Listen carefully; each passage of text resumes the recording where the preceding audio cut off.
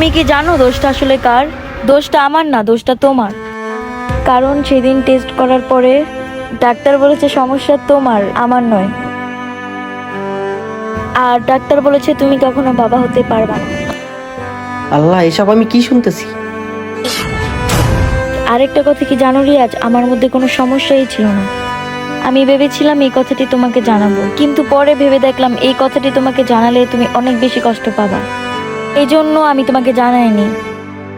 আর তোমার বাবা মা অনেক কষ্ট পাবে। আমি ভেবেছিলাম 8 মাসের প্রেগনেন্সির অভিনয় করি, আর ডেলিভারি হওয়ার আগে আমি আমার বাবার বাড়ি চলে যাব।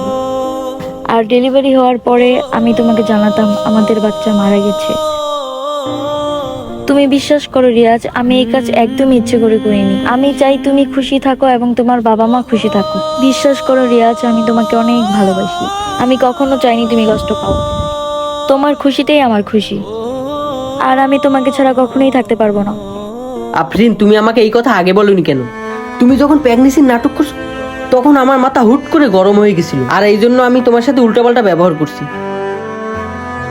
আর আফরিন, সমস্যা যে আমার ভিতরে, আমি সেই কথা কখনোই জানতাম না। প্লিজ তুমি আমাকে ক্ষমা করে দিও। আর তাছাড়া তোমার সাথে খারাপ ব্যবহার করা আমার একদম উচিত হয়নি।